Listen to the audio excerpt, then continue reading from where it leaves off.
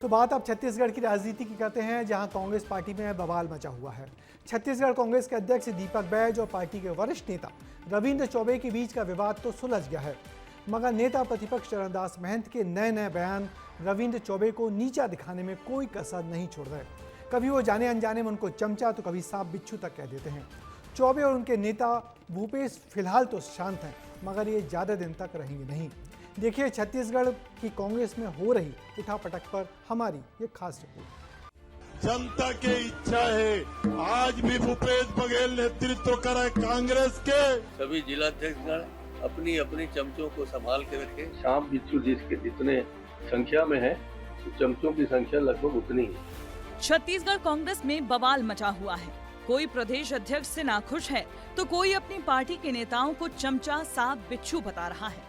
ये विवाद जानने के लिए ज्यादा पीछे नहीं, बस 23 अगस्त को भूपेश बघेल के जन्मदिन के मंच पर हुई घटना को जरा याद करना होगा। जनता की इच्छा है, आज भी भूपेश बघेल नेतृत्व करे कांग्रेस के, आने वाला समय में भी भूपेश बघेल नेतृत्व करे कांग्रेस के। रविंद्र चौबे ने खुले मंच से भूपेश बघेल की तारीफ की। मामला इतना बढ़ा कि पार्टी के अंदर फुसफुसाहट होने लगी। चौबे के खिलाफ कार्रवाई करने तक की बात होने लगी। इतना ही नहीं, प्रदेश कार्यकारिणी और जिला अध्यक्षों की बैठक में चौबे के बयान के खिलाफ एक्शन प्लान तैयार होने लगा। लेकिन जैसे ही चरणदास महंत इस बैठक से बाहर निकले, उन्होंने एक ऐसा बयान दिया जिसने इस मामले में नया मोड़ ला दिया। उन्होंने अपने नेताओं को ही नसीहत दे दी। कहा कि अपने अपने चमचों को कंट्रोल में रखें। एक दूसरे को हम लोग मुख्यमंत्री बना रहे हैं, कांग्रेस अध्यक्ष बना रहे हैं, वो हमारी गलती नहीं है, हमारे चमचों की गलती है। तो सभी नेतागण, सभी जिलाध्यक्षगण अपनी अपनी चमचों को संभाल के रखे, ये हमने विशेष निर्देश दिया। महंत के चमचे वाले बयान पर उठा तूफान थमा नहीं था कि अब उन्होंने अपने ही कार्यकर्ताओं की तुलना सांप बिच्छू से कर डाली। मैंने जैसे हम सांप से बचो, बिच्छू से बचो ऐसा कहते हैं ना, तो सांप बिच्छू जिसके जितने संख्या में है, तो चमचों की संख्या लगभग उतनी ही। एक तरफ बीजेपी है जो अपने कार्यकर्ताओं को सिर माथे रखती है। देवतुल्य और देव दुर्लभ कहने वाली बीजेपी के सामने जब कांग्रेस नेता का चमचा, सांप, बिच्छू जैसा बयान आता है, तो जाहिर सी बात है प्रदेश में हलचल तो मचेगी और पार्टी पर सवाल भी उठेंगे। ये कांग्रेस का संस्कार है। महंत जी बहुत ही वरिष्ठ नेता हैं और कांग्रेस के छत्तीसगढ़ के टॉप लीडर्स में से एक हैं। तो यदि महंत जी कह रहे हैं कि अपने कार्यकर्ताओं की तुलना सांप, बिच्छू और चमचे से कर रहे हैं, तो निश्चित रूप से ये कांग्रेस का संस्कार है। शायद महंत जी ने ये भाजपा के ऊपर उन्होंने इशारा किया होगा। भाजपा के अंदर में बहुत ज्यादा सांप बिच्छू बढ़ गए हैं, उनकी चिंता व्यक्त कर रहे थे।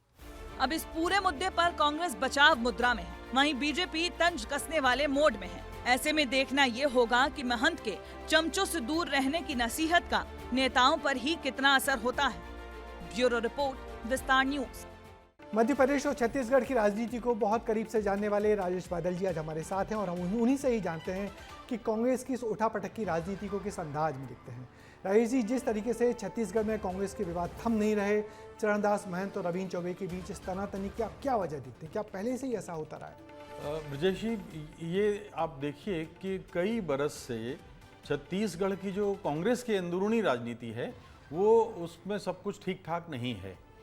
जो ताज़ा घटनाक्रम है वहाँ का, उसमें हम ये पाते हैं कि ये जातीय राजनीति उसमें अधिक है। क्योंकि देखिए, चरणदास महंत अपने ही एक समाज का प्रतिनिधित्व करते हैं, उनका वो उस समाज में ज़मीनी आधार है। भूपेश बघेल ओबीसी का प्रतिनिधित्व करते हैं, वहाँ आधार है। और रविंद्र चौबे ब्राह्मण समुदाय का प्रतिनिधित्व करते हैं।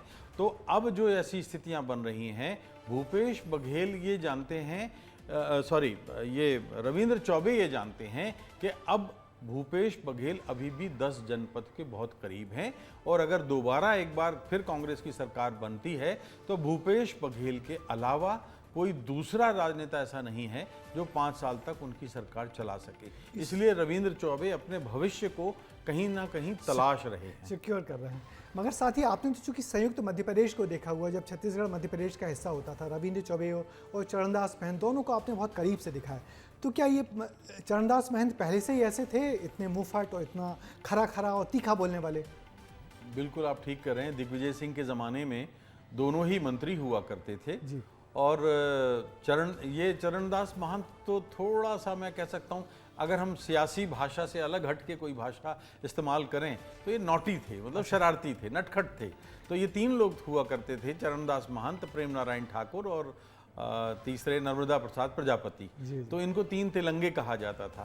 लेकिन दूसरी तरफ रविंद्र चौबे की जो छवि है वो शांत, शालीन और एक परिपक्व राजनेता की रही है। कभी उटपटांग बयान नहीं देते, कभी अपने बयानों से वो मुश्किल में नहीं पड़ते। इस बार छोड़ दें तो मध्य प्रदेश में तो इन दोनों की पारी लेकिन फिर भी अच्छी रही है। छत्तीसगढ़ का प्रतिनिधित्व तो उन्होंने अच्छा किया। आपको क्या लगता है, क्या ये उभरते आदिवासी नेतृत्व और एक तरफ अलग थलग कर दिया गया ब्राह्मण नेतृत्व के बीच का झगड़ा है? इसमें थोड़ा सा इसका जो उत्तर है ब्रजेश भाई वो पेचीदा है। पेंच ये है कि आप देखिए विद्याचरण शुक्ला लंबे समय तक वहाँ राजनीति करते रहे लेकिन मुख्यमंत्री नहीं बन पाए। सही है। ठीक है, कांग्रेस में कई ऐसे और भी ब्राह्मण राजनेता थे, मुख्यमंत्री नहीं बन पाए। मुख्यमंत्री बने अजीत जोगी जो 10 जनपद के करीबी थे, आदिवासी तो थे। अब जो स्थितियां हैं वो ये हैं कि केंद्र के भी करीब हो और जातीय समीकरण को भी संतुलित करता हो। तो ऐसा नेता भूपेश बघेल के अलावा फिलहाल तो कोई दूसरा नहीं है। तो इस तमाम चर्चा के बाद अब इस खबर पर शो का एक्सपर्ट कमेंट भी सुन लेते हैं। तो इस खबर पर हमारे शो का एक्सपर्ट कमेंट ये है कि छत्तीसगढ़ कांग्रेस में सत्ता से हटने के बाद से बड़ा हंगामा चल रहा है। प्रदेश कांग्रेस के अध्यक्ष दीपक बैज पूर्व मुख्यमंत्री भूपेश बघेल के लोगों को निशाने पर रखे हुए हैं।